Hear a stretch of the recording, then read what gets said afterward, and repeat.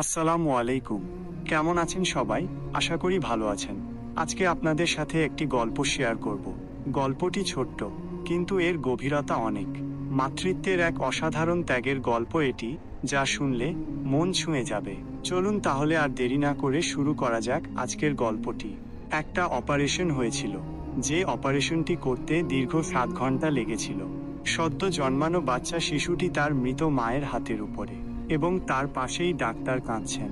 এই মা মারাত্মক রোগে আক্রান্ত, যার কারণে কোনো বাচ্চা নিতে পারছিলেন না। দীর্ঘ 11 বছর অপেক্ষা করে বড় ধরনের রিস্ক নিয়েছিলেন সন্তান নেওয়ার জন্য। হয়তো সন্তান বাঁচবে, না হয় মা। এরপর ডাক্তার তার সবটুকু দিয়ে 7 ঘন্টার চেষ্টায় বলল, বাচ্চা এবং মা দুইজনকে একসাথে বাঁচানো সম্ভব নয়। সর্বশেষ ডাক্তার সিদ্ধান্ত নিল বাচ্চার মাকে জিজ্ঞেস করবে তিনি কি করতে চান, বাচ্চাকে বাঁচাবে নাকি নিজের জীবন। মা নিজেই নিভে গিয়ে বাচ্চাকে আলো দিতে রাজি হলেন।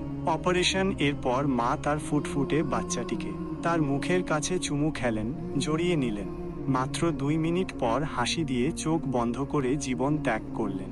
সারা বিশ্বে হাজারেরও বেশি মা প্রতি বছর মৃত্যুবরণ করেন বাচ্চা জন্ম দেওয়ার সময়। আফসোস, বৃদ্ধাশ্রমগুলো থেকে মায়েদের আহাজারি, মেয়েদের লাশ বেওয়ারিশ হয়ে কত নাম না জানা গোরস্থানে, কত অসহায় হয়ে দাফন হচ্ছে।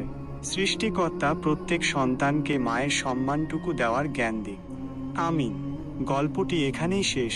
মাতৃত্বের এই যে অপরিসীম ভালোবাসা আর ত্যাগ, সত্যিই এর কোনো তুলনা হয় না। আসুন আমরা সবাই আমাদের মায়েদের সম্মান করি, তাদের খেয়াল রাখি, কারণ মা হচ্ছেন পৃথিবীর শ্রেষ্ঠ সম্পদ। সবাই ভালো থাকবেন, সুস্থ থাকবেন। আল্লাহ হাফেজ।